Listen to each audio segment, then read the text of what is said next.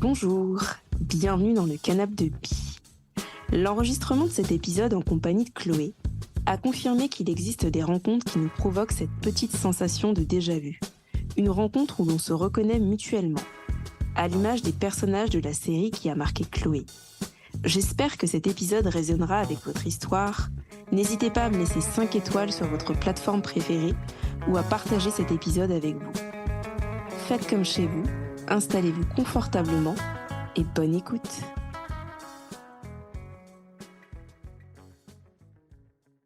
Salut Chloé, comment ça va ? Salut Bérénice, super, et toi ? Bah écoute, très bien, je suis très contente de t'accueillir dans ce nouvel épisode. Est-ce que tu pourrais te présenter ?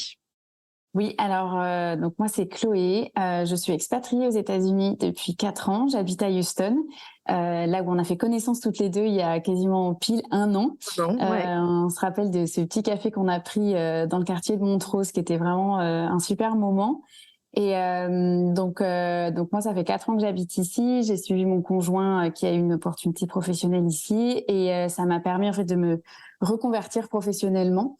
Donc j'ai complètement changé de carrière ici et donc maintenant je suis expatpreneuse comme on dit et je suis coach et j'accompagne en fait les femmes expatriées dans leurs projets d'expatriation.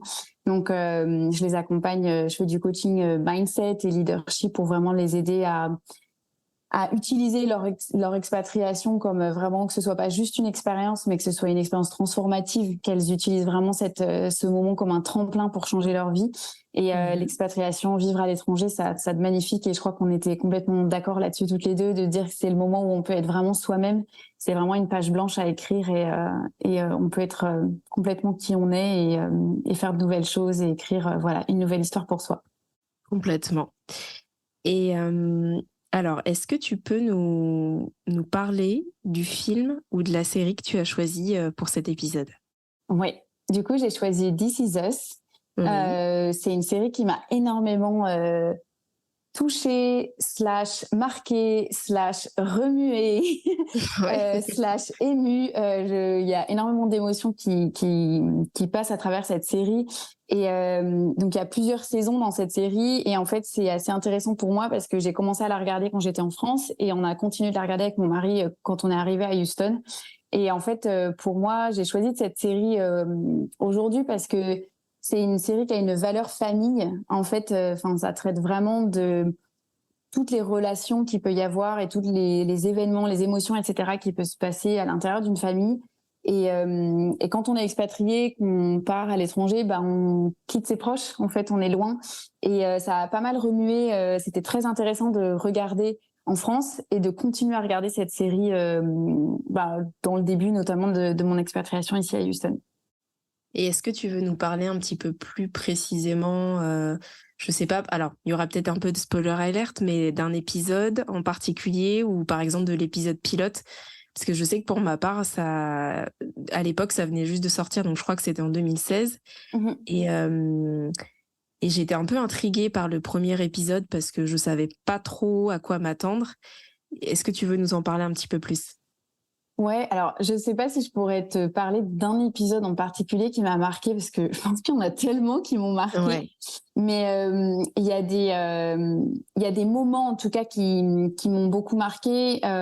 Tu vois, notamment les relations avec entre la maman et la fille, parce que c'est vraiment quelque chose qui me parle beaucoup parce que je suis la fille, j'ai aussi une maman et je pense qu'on a tous, toutes surtout des relations avec nos mamans qui sont super fortes et du coup ces moments m'ont beaucoup émue en fait parce que je me retrouvais aussi beaucoup, j'ai une relation très proche avec ma mère et du coup c'est vraiment des moments qui me touchaient beaucoup dans la série et c'est vrai que je te rejoins quand au début c'est pareil, quand j'ai commencé à regarder la série je savais pas trop à quoi m'attendre et en fait c'est plus on suit leur vie, c'est pas comme s'il y avait vraiment quelque chose tu sais un gros objectif ou comme un thriller où il y a c'est plus, on les suit et je me rappelle qu'avec mon mari, on disait « Oh, on est content de les retrouver ce soir », comme s'ils faisaient partie de notre famille, en fait. Il y avait vraiment cette sensation. Ouais, toi aussi, tu l'as ressenti ? Oui. En fait, je trouve que la force de cette série, c'est... à chaque fois, moi, j'ai une boîte de mouchoirs parce que je m'attends aussi un peu à un peu à pleurer, mais je dirais que elle réside un peu dans pas mal de choses. À la fois, déjà le scénario en lui-même, le fait de suivre la trajectoire des différents personnages avec le passé, le présent et le futur, et du coup d'avoir un lien. Ensuite, je trouve que je sais pas toi, mais moi, ce qui m'a beaucoup interpellée, c'était à la fois la musique, on a l'impression que c'est même on a l'impression que c'est même un personnage en tant que tel. Vraiment, ça joue et ça appuie sur nos émotions. Et ensuite, je trouve que c'est aussi, comme tu le disais, en fait, on a l'impression aussi de faire partie de la famille et de voir en fait aussi les qualités, les défauts, les forces, les faiblesses de chacun et chacune et des vulnérabilités en fait. Exactement. Et ça, je trouve que c'est assez incroyable dans cette série.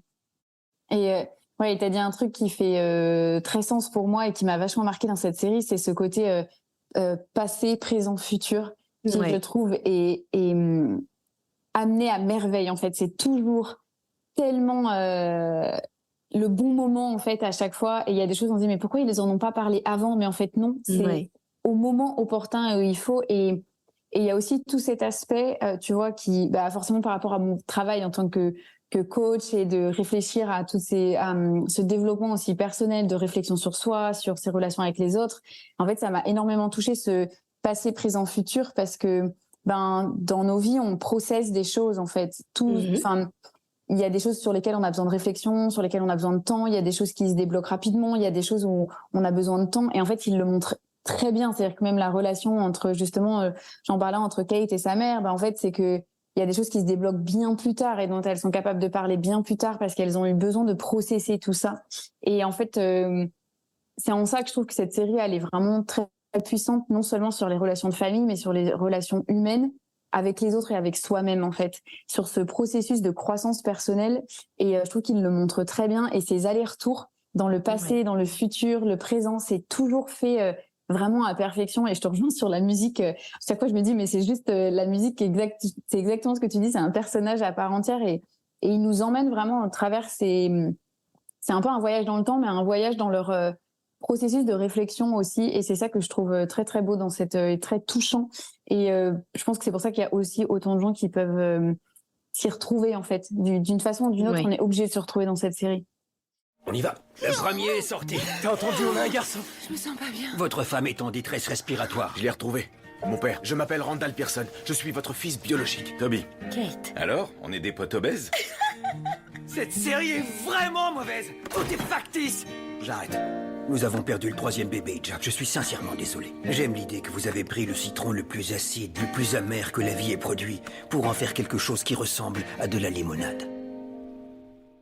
Et toi, dans ton parcours de vie, au moment où tu l'as regardé, je ne sais pas si on peut dire un impact, mais en tout cas, comment ça a pu résonner tout simplement dans ta vie au quotidien, ou qu'est-ce que ça t'a fait en fait? Sur quel aspect ça a pu te faire réfléchir?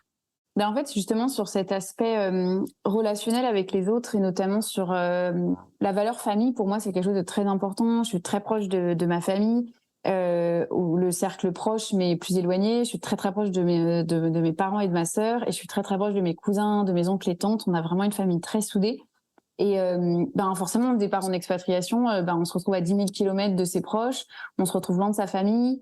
Moi, normalement, ma sœur et mes parents, je les vois pas tous les week-ends, mais presque. On se voit très souvent parce qu'on n'habite pas très loin. Donc ça a eu, disons, je sais pas si c'est un impact, mais ça a eu une résonance très forte parce que quand on est expatrié, qu'on vit loin, on peut avoir des fois ces moments de culpabilité parce qu'on est parti ou qu'on est loin, ou un peu de tristesse parce que nos familles nous manquent. Et je sais que sur les premiers temps, en plus, on l'a regardé, c'était encore la période du Covid. Et pour nous, ça a été très difficile parce que les frontières étaient fermées. Je suis pas rentrée en France pendant presque 22 mois. Je compte en mois, tellement c'était long. Et donc forcément, ça a un impact. Et vraiment, quand je regardais la série d'ici pendant ces périodes-là, c'était ah là là, mais il me manque vraiment, et c'est tellement important en fait, et c'est tellement précieux. Et même si avec sa famille, parfois on a des désaccords, ou parfois on n'est peut-être pas en phase sur certaines choses, en fait c'est ok, on a le droit d'avoir nos personnalités, nos envies différentes, et n'empêche que l'amour et le lien qu'on a, il est super fort. Et en fait, je trouve que c'est ça aussi qui est très bien montré dans This Is Us, parce que finalement, Les 3 enfants sont différents, ont chacun des aspirations, des caractères, des envies dans leur vie qui sont différents. Et n'empêche qu'en fait, leur lien, il est tellement fort. Et la fin, tu vois, rien que d'en parler, ça me refait plein de la chair d'ampoule et tout, parce que c'est malgré les hauts et les bas dans leur relation, en fait, c'est toujours tellement fort, en fait. Et ils sont tellement tout le temps ils sont là les uns pour les autres. Et ça, je trouve que c'est très très bien montré dans la série, et c'est super fort, quoi. Ouais, quand tu parles de cette notion de culpabilité d'être loin de sa famille, moi ça résonne beaucoup avec moi, parce qu'en fait j'ai une partie de ma famille qui est originaire en partie de Madagascar et de la Guadeloupe, et donc du coup alors j'ai pas été expatriée en tout cas, mais je sais ce que c'est du coup d'être un peu tiraillée alors entre une triple culture. Et à côté de ça, de se dire, par exemple, moi, c'est de me dire, je suis une grande voyageuse, donc on s'est rencontrés notamment à Houston, et voilà, de se dire, je pense à moi, j'ai envie de faire mes voyages, mais à côté de ça, je vais pas forcément voir ma famille ou en temps voulu ou comme il faut, et notamment le Covid, tu en parles si bien, moi aussi c'était pareil, j'ai pas pu aller à Madagascar ou en Guadeloupe par rapport à ça. Et je retiens un petit peu, en tout cas grâce à cette série, que c'est pas parce qu'on n'est pas à côté que les liens sont pas là, en fait. Qu'est-ce que t'en penses? Ah, mais ça ne peut pas résonner plus en moi. Clairement, c'est vraiment un point qui est hyper important, justement, quand on habite loin, et tu le dis très bien, en fait, quand on a nos proches, même si t'es pas expatrié, n'empêche que tu vis la même chose. Et en fait, le fait d'être loin, parfois... Tu vois, je déteste par exemple cette expression qui dit loin des yeux, loin du cœur. C'est un truc, genre, je ne peux pas être le plus en désaccord avec cette expression, c'est pas possible. Parce que les liens, les relations entre les gens, c'est pas que se voir physiquement, c'est plein d'autres choses en fait. C'est ce qu'on partage, c'est les échanges. Et tu vois, il y a pour pas parler que de la famille, mais même, tu vois, j'ai des amis, peut-être qu'on se parle pas des fois pendant 3 mois. Et en fait, quand on se parle ou quand on se voit, mais c'est comme si on s'était quitté la veille. Et donc ça, c'est des liens qui sont forts, et cette notion de lien à distance. Je veux dire, moi, ma relation avec mes parents et ma sœur, on s'aime pas moins. Hein, ça a rien. Bien sûr, on se manque plus, et il y a des moments qu'on peut pas vivre ensemble, ça c'est sûr. Et tu vois, quand je parlais de la culpabilité, le fait d'être tiraillé, il y a un peu les moments où on manque des choses, tu vois, ça c'est sûr que des fois ça peut être difficile parce que on n'est pas forcément présent, il y a des moments qu'on manque, des moments heureux ou des moments qui peuvent être difficiles aussi où on peut pas être à leur côté, et donc ça c'est sûr que c'est difficile, mais moi pour moi les liens ils sont bien plus forts que des frontières. Et tu sais, j'ai une de mes amies par exemple que j'ai pas vue depuis 2 ans, chaque fois que je la vois c'est pareil, tu vois. Et bien sûr. Et toutes les relations sont aussi différentes. Je pense qu'il y a des relations où on est plus dans des échanges plus quotidiens, et puis il y a des relations où c'est avec des distances plus longues entre les échanges. Mais pour moi, ça ne remet pas du tout en question la qualité, la force et la profondeur des échanges. C'est juste que aussi chaque amitié ou chaque relation, même dans sa famille, peut apporter des choses différentes. Et on va aussi se tourner vers des personnes spécifiques quand on va avoir des problèmes ou des choses qui se passent dans nos vies un peu. On va se tourner peut-être vers quelqu'un qui a vécu la même chose. Donc c'est aussi par cycle, c'est par type d'amitié. On a autant d'amitiés différentes qu'on a de personnes autour de nous, et de relations, hein, même pas forcément d'amitié, mais de relations aussi pour la famille. Et du coup, oui, pour moi, les frontières, ça n'est pas du tout une frontière pour les relations, bien au contraire. Ouais, je partage complètement ton avis.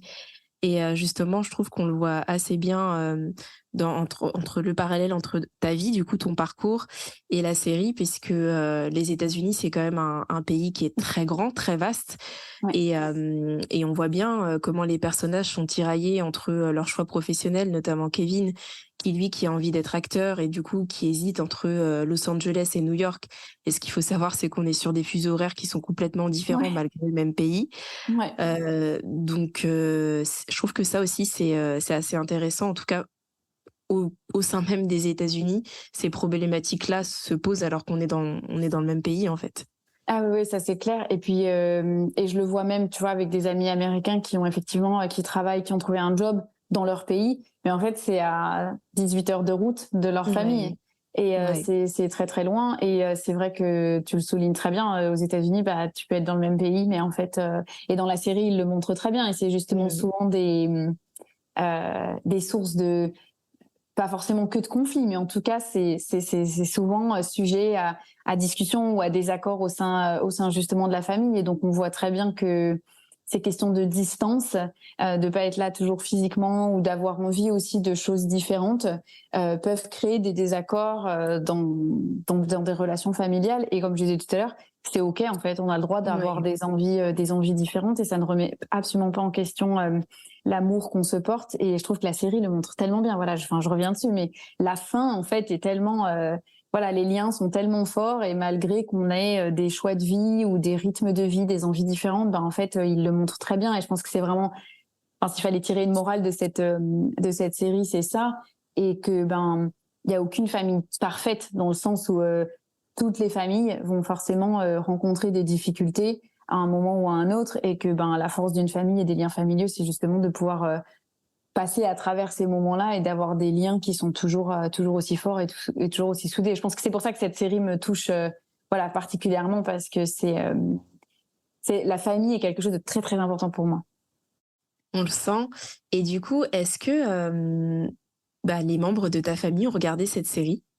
Mais non. C'est vrai? Je suis très contrariée à ce sujet-là. D'ailleurs, si vous Ouais. m'écoutez, il faut vraiment que vous vous y mettiez. Je crois que ma sœur a regardé, néanmoins. Je crois qu'elle a regardé une partie, mais je sais que mes parents n'ont pas regardé et je leur en ai souvent parlé. Bon, après, mes parents sont pas trop séries. Enfin, je crois que mon papa est pas super série. Donc, Ouais. et c'est vrai qu'il y a plusieurs saisons. Donc, c'est quand même beaucoup à regarder. Mais je leur en ai régulièrement parlé et mais j'aimerais bien qu'ils les regardent, ouais. Faudrait que je les remotive à regarder les Ouais. épisodes. Ouais, ce serait intéressant d'avoir leur point de vue et puis justement pour préparer en fait donc notre enregistrement, j'ai re-regardé certains épisodes et comme je le dis à chaque fois, ce qui est drôle, c'est de voir j'ai plus le même point de vue en fait, enfin de justement là c'est vrai que c'est plutôt le côté famille qui primait alors que quand je l'ai vu la première fois. J'étais plus bizarrement focalisée. Alors, je sais pas bizarrement, mais je trouve que le personnage emblématique, un peu qui se dégage au début, c'est le papa. Ah oui. Et qui est très central et du coup, j'avais l'impression qu'on ne voyait que lui. Puis après, bon, sans spoiler, mais au fil des épisodes, il se passe des choses, donc préparez vos mouchoirs. Oh oui. Ouais.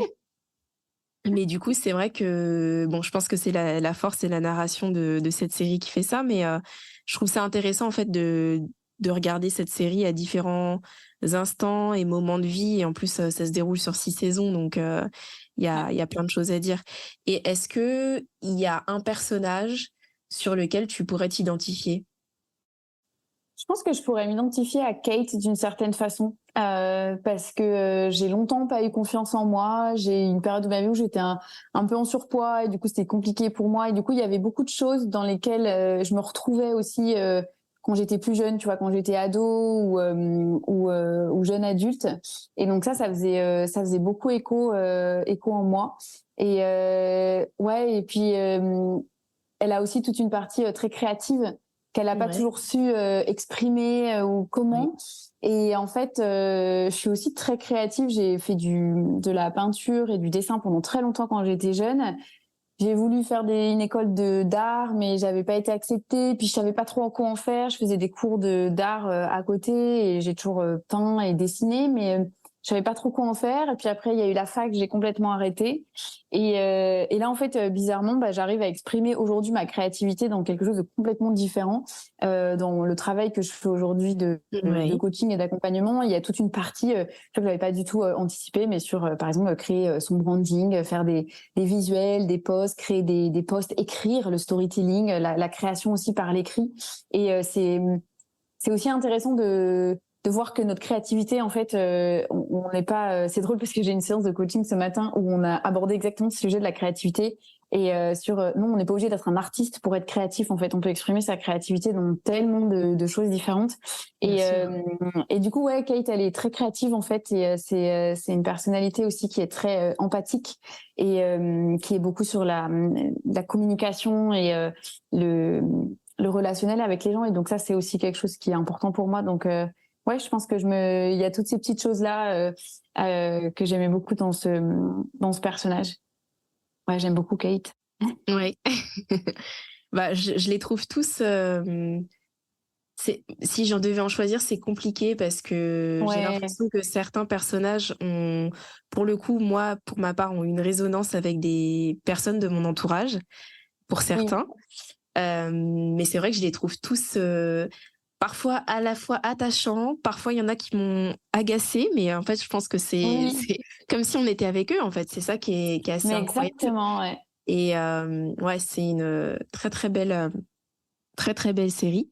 Et tu vois, juste pour rajouter sur les personnages, parce que tu disais, ça me faisait tilt, et tout à l'heure, tu as dit un truc aussi, la façon dont enfin là, ça me fait vraiment réagir, parce que c'est quand on disait, on a l'impression qu'ils font partie de notre famille. Tu vois, quand il y en a un qui nous agace ou où on est touché particulièrement, mais c'est exactement comme dans la famille, en fait, une relation proche. Et en fait, ce que je trouve que la série fait de très bien, c'est que en fait, chaque personnage est mis en avant par épisode un petit peu, tu sais. Il y a toujours un épisode qui est un peu focus sur l'un ou sur l'autre. Et où parfois, ça j'adore quand ils font ça, c'est qu'un même événement va être traité 3 fois de suite. Via la perspective de Kay, de Randall, de Kevin. Et en fait, je trouve ça hyper bien fait. Et je trouve ça aussi très... encore une fois, c'est un peu le côté développement personnel, ouverture d'esprit et tout ça, mais ça permet de voir différentes perspectives. Et c'est ça aussi que je trouve que cette série, elle apporte beaucoup, c'est qu'en fait, elle permet d'apporter des perspectives hyper différentes sur un même problème et sur une même situation. Et ça, je trouve que c'est une grande richesse que cette série a, et que sur le moment, je m'en étais pas forcément rendu compte. Et c'est aussi en préparant l'enregistrement aujourd'hui, en me replongeant là-dedans. Et j'en ai reparlé avec mon mari l'autre jour, et on s'est dit, mais oui, en fait, ça, c'est génial, la façon dont ils abordent en fait un sujet par la perspective et la vision et la réalité de chacun, en fait, qui est différente, parce que ce sont des personnes différentes. Et donc, un même événement est vécu différemment. Et ça, au sein d'une famille, c'est aussi hyper clé, parce qu'il peut se passer des choses qui vont être vécues différemment, des choses positives ou négatives, qu'importe, les événements de la vie en général, qui vont être vécus de façon complètement différente par les personnes. Et j'ai beaucoup aimé cette perspective et cette façon de faire sur les différents personnages. Oui, et puis ça résume un peu ce que tu disais, mais en fait, ça nous prouve qu'il y a plusieurs vérités. Donc, sur un même sujet, et parce que les thématiques qui sont abordées, elles sont quand même assez vastes. Il y a du coup l'adoption, l'alcoolisme, l'obésité, Alzheimer, le fait de faire une campagne électorale. Enfin, il y a beaucoup de choses, la famille d'accueil, la mort, le deuil, etc. Et du coup, c'est vrai que c'est justement la force de cette série, c'est que c'est pas binaire, et comme tu le dis si bien, c'est qu'il y a plusieurs perspectives, plusieurs vérités, et il y a même des fois, je trouve que c'est difficile de... Enfin, je sais que ça m'est arrivé parfois de prendre, entre guillemets, parti, comme si j'étais d'un des personnages, et en fait de voir l'autre point de vue à côté et de me dire, ah ouais, mais en fait je sais pas ce que j'aurais fait dans cette situation, en fait. Et c'est ça qui est assez incroyable. Est-ce que tu te souviens de la première fois où tu allais au cinéma, ou l'une des premières fois? Oui. Tu peux nous en dire un peu plus? Oui, je suis allée... C'est rigolo. Pas de jugement, pas de jugement ici sur le film. Non, je suis allée voir avec ma maman Blanche-Neige et les 7 nains quand j'étais toute petite, et j'ai eu très très peur de la sorcière. Eh ben, tu sais quoi? C'est le premier film que j'ai vu au cinéma. Non, c'est vrai? Voilà, c'est le premier film que j'ai vu au cinéma avec ma maman, qui, alors, bon, elle m'en voudra pas si je le répète. Elle s'est endormie au milieu du film. Donc voilà, je l'ai réveillée. Mais c'est le premier film que j'ai vu au cinéma, L'Arlequin, je m'en souviens, et j'avais même un rehausseur parce que j'étais trop petite, j'avais 3 ans. Ah oui, moi aussi. Et voilà. Ah, c'est trop drôle qu'on ait ce point commun, trop marrant. Voilà. Bon, on est un peu sur les mêmes âges, donc c'est probablement les premiers films qu'on nous emmène voir, mais c'est rigolo. Ouais. Et est-ce que tu pourrais nous recommander des films ou séries autour du thème de This Is Us? Ouais, j'en ai 2 là justement qui me viennent à l'esprit sur justement la thématique un petit peu de la famille. Il y a Atypical, que j'ai beaucoup aimé.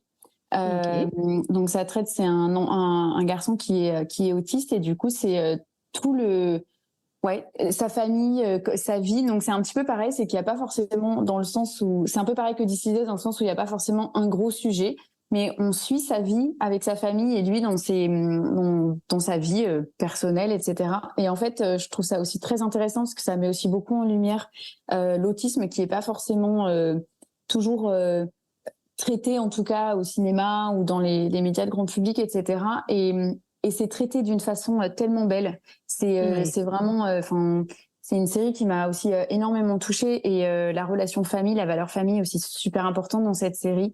Et on voit aussi les relations entre les personnes. Et donc ça, c'est une série aussi que j'ai beaucoup aimée dans un peu cette thématique-là.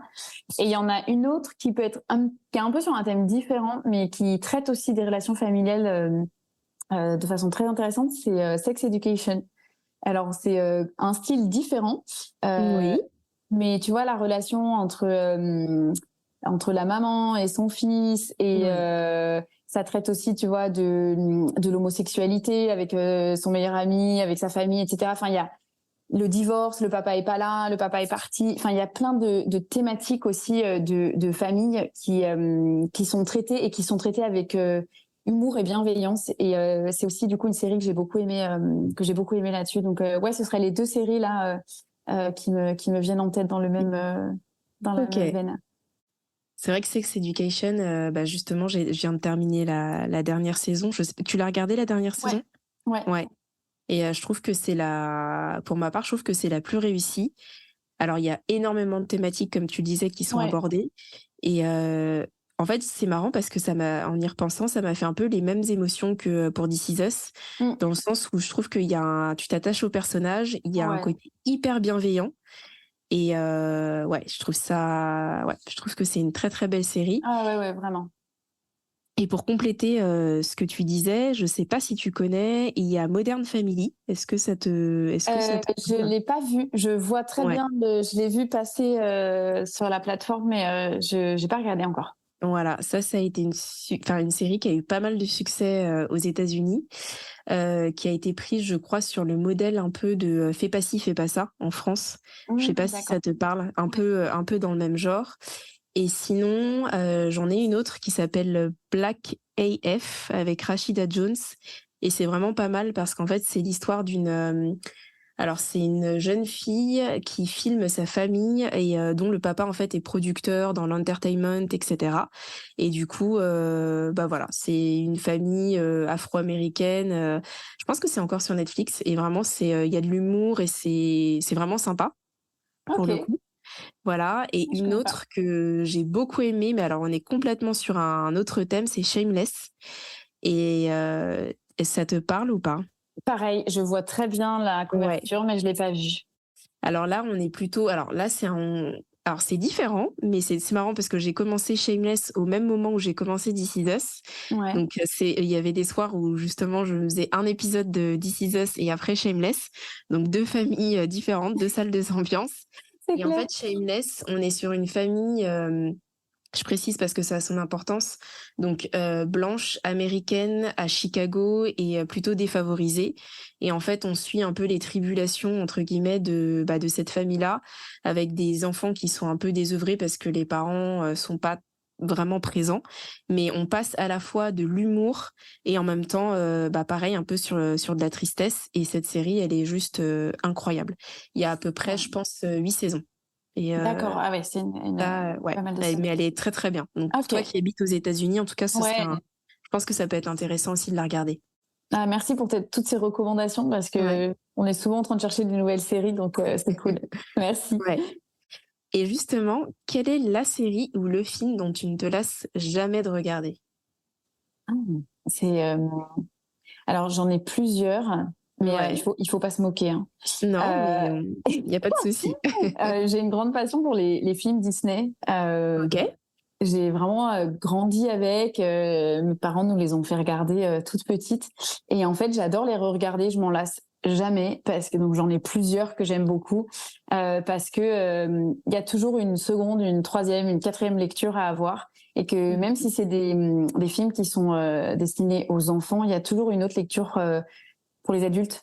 Et en fait, il y a des très jolies morales, il y a de très jolies histoires, de très jolies perspectives. Et notamment, je trouve sur les derniers, ils ont fait tu vois, comme par exemple Saul, ou il y en a un aussi que j'ai beaucoup aimé, c'est j'ai plus le mot où il y a les 4 petites émotions. J'ai perdu le titre entre le français et en anglais, ça va me revenir. Mais en fait, ils traitent des sujets assez profonds, en fait, sur aussi les émotions, comment gérer ses émotions, le soi, toutes ces questions sur soi-même, etc. Je trouve qu'ils ont fait des très très beaux films récemment. Donc il y a vraiment les Disney que j'adore, que j'aime beaucoup. Et après, je suis aussi une très grande fan des films séries, donc genre Harry Potter et Star Wars. C'est vraiment je m'en lasse jamais. Je pense que les 3 choses que je regarde que je re-regarde en boucle, parce que je suis pas forcément fan de re-regarder des films. C'est pas quelque chose que je fais beaucoup, des séries. Une fois que j'ai regardé une fois, c'est bon. Mais par contre, les Disney, les Harry Potter et les Star Wars, je m'en lasse jamais. Et pour plusieurs raisons, parce que je trouve, j'aime beaucoup tout ce qui est un peu science-fiction, parce que j'adore le fait qu'on puisse inventer n'importe quoi et qu'il n'y ait pas de limite en fait. Et il n'y a pas de limite à la création et à l'imagination. Et même si ça pourrait pas arriver dans la vraie vie, et ben en fait, pourquoi pas juste l'imaginer, en faire un film. Et du coup, ça, je trouve, ou des bouquins, puisque pour Harry Potter, en tout cas, c'est des livres au départ. Mais c'est vraiment des univers que j'aime beaucoup. Et de la même façon, dans ces 2 séries films, il y a énormément de sujets, en fait, de société, de famille, de relations, des sujets qui touchent tout le monde, qui sont traités, et avec de très belles morales aussi. Donc voilà, c'est un peu les trois gros trucs que je regarde. Donc désolée, j'ai pas un précisément, mais c'est vraiment les 3 trucs que je regarde toujours avec plaisir. Ok. Mais en même temps, c'est vrai que si on me posait la question, enfin, on me pose souvent cette question, du coup, c'est très difficile à choisir, donc je comprends. Et du coup, alors, depuis que tu habites aux États-Unis, est-ce que tu as l'impression d'avoir une autre expérience du cinéma? Je te pose cette question parce que, par exemple, quand j'y étais l'année dernière, j'ai apprécié et j'ai adoré aller au cinéma en plein air. Je suis fan tu vois, par exemple, de Grease. Ah oui. J'ai toujours adoré, c'était un rêve pour moi d'être dans une voiture et de regarder un film, ou ne serait-ce que d'être dans du cinéma en plein air, chose que j'ai déjà pu faire un peu quand j'étais petite, et même à Paris. Et du coup, je l'ai fait l'année dernière à Houston. Et est-ce que toi, tu as l'impression d'avoir une autre expérience du cinéma, en tout cas quand tu vas voir un film aux États-Unis? Ouais, et là-dessus, sur 2 points. Alors oui, je te rejoins complètement sur le point. On est en plein air à Houston. Il y a un cinéma qui est sur en rooftop, en fait. Oui. C'est juste génial. C'est dans des grosses chaises, comme si tu étais sur une terrasse, et des grosses chaises molletonnées. Et tu as la vue avec les buildings autour et les étoiles. Et c'est juste waouh, quoi. Donc là-dessus, je te rejoins complètement. Et il y a un deuxième truc qui m'a beaucoup frappée, c'est que en fait, tu comprends vachement plus de trucs sur les séries. C'est-à-dire que toutes les séries américaines que tu regardes, en fait, il y a plein de, peut-être des fois des références ou des choses ou des environnements que tu comprends pas forcément quand tu y habites pas, parce que c'est pas ton quotidien. Sauf qu'en fait, maintenant, il y a plein de choses que je comprends et que je comprenais pas auparavant. Et du coup, ça prend beaucoup plus de sens, parce que typiquement des catégories socio-professionnelles, des lieux, juste des endroits, des locations. C'est en fait, tu le vois dans la vraie vie quand tu es ici, et du coup, tout d'un coup, c'est pas juste dans une série, en fait. Alors que pour nous, quand on le regarde, c'est juste, c'est dans un film ou une série, c'est pas vraiment vrai. Et en fait, ici, c'est juste comme ça que c'est, pour de vrai. Et du coup, ça a une autre dimension, et je trouve qu'il y a aussi, du coup, une autre compréhension des films et des séries, parce que, du coup, maintenant, je comprends mieux la culture aussi, et donc des références culturelles ou des façons de réagir ou des événements qui se passent, j'ai une autre lecture et une autre compréhension, parce que je le comprends mieux, je pense, puisque je suis immergée là-dedans ici. Donc il y a vraiment cet aspect-là aussi que j'ai remarqué. Tu vois, un exemple idiot, mais par exemple, regardez les Simpsons maintenant.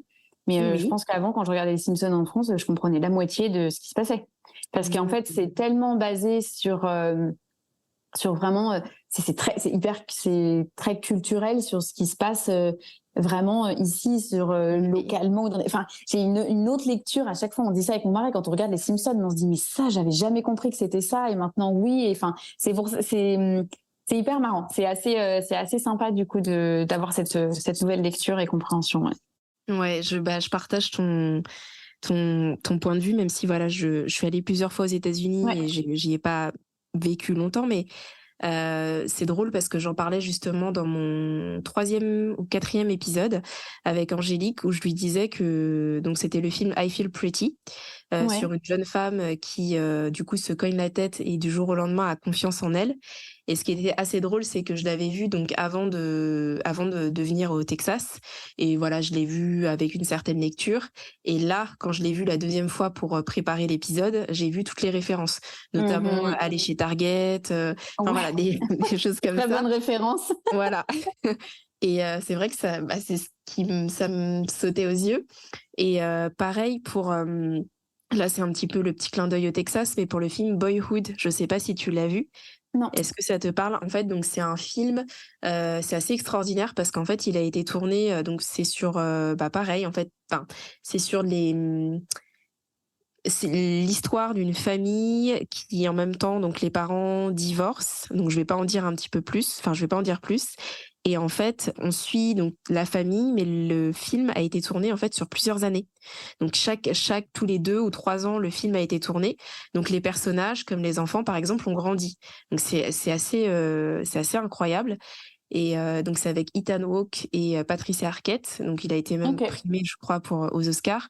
Et ce qui est assez drôle, c'est que ce film, il a été tourné notamment à Houston et à Austin.